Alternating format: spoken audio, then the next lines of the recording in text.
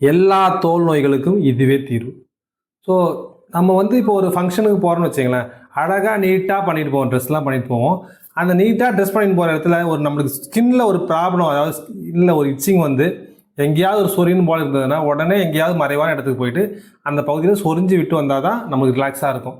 So அந்த மாதிரி தொந்தரவு கொடுக்கக்கூடிய சமயத்தில் நம்ம வந்து நம்மையும் மீறி அதை சொரிஞ்சு ட்ரெஸ்ஸிங் சென்ஸையும் போய்ட்டு நம்மளுடைய காமன் சென்ஸையும் மறந்துட்டு சொரிஞ்சிடுவோம். ஸோ அந்த மாதிரியான பிரச்சனைகள்லேருந்து வெளிவரதுக்கு தான் skin problem on body. So skin problem இருக்குது, பாடியில் இருக்குது, அவங்களுக்கு என்ன சொல்யூஷன் தரலான்றது தான் skin problem on body solution அப்படின்ற டாப்பிக்கில் பார்க்க போகிறோம். ஸோ இதுக்கான எக்ஸலண்ட்டான மருந்து வந்து பார்த்திங்கன்னா பரங்கி சக்கை சூர்ணம். ஸோ இந்த பரங்கி சக்கை சூர்ணம் வந்து ஸ்கின்னில் வரக்கூடிய ரேஷஸ், இச்சிங், எக்ஸிமா, அரிப்பு, புண், தோல் வியாதின்னு சொல்லக்கூடிய எல்லா விதமான சரும வியாதிகளுக்கும் அடிப்படையான மருந்து இந்த பரங்கி சக்கை சூர்ணம். ஸோ இந்த ஸ்கின்ல ப்ராப்ளம் ஏன் வருதுன்னு பார்த்தீங்கன்னாக்கா, பேசிக்காக 2 இடத்துல நம்ம கழிவு வந்து உடம்புல தேங்கி இருக்கும். ஒன்று நுரையீரலில், லங்ஸ்ன்னு சொல்லக்கூடிய நுரையீரலில் தேங்கி இருக்கும். 2வது பார்த்தீங்கன்னா மலக்குடல், லார்ஜ் இன்டெஸ்டைன் சொல்லக்கூடிய பெருங்குடலில் வந்து இந்த கழிவுகள்லாம் தேங்கிருக்கு. ஸோ இது 2த்தையும் க்ளீன் பண்ணோம்னா நம்மளுடைய உடம்பு சூப்பராக ஆகிடும். ஸோ அதை வந்து எப்படி பண்ணணுன்றதை இந்த பதிவில் பார்க்க போகிறோம். அதுக்கு வந்து வெளிப்பூச்சி மருந்து ஒன்று இருக்குது, உள்ளுக்கு மருந்து இருக்குது.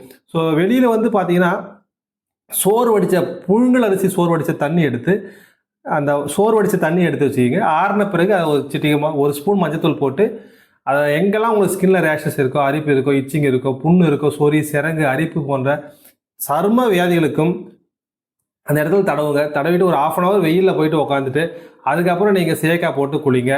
நான்வெஜ் சாப்பிட்றத அவாய்ட் பண்ணுங்கள். ஸோ எக்ஸலண்ட்டாக ரெமெடி தரக்கூடிய இந்த பரங்கி சக்கை சூர்ணம். ஸோ பரங்கி சக்கை சூர்ணத்தை பார்த்தீங்கன்னாக்கா சுக்கு, மிளகு, ஏலக்காய், வாய்விலங்கம், ஓமம், குரோசனி ஓமம், சித்திரமூலம், சித்தரத்தை, பேரத்தை, கண்டந்திப்பிலி, ஸோ சிறு தேக்கு, ஜீரகம், கருஞ்சீரகம், அதிமதுரம், வெட்டிவேர்னு எக்ஸலண்ட்டான மூலிகையெல்லாம் வந்து செலக்டிவாக எடுத்து இந்த பரங்கி சக்கை சூர்ணத்தை செஞ்சுருக்காங்க.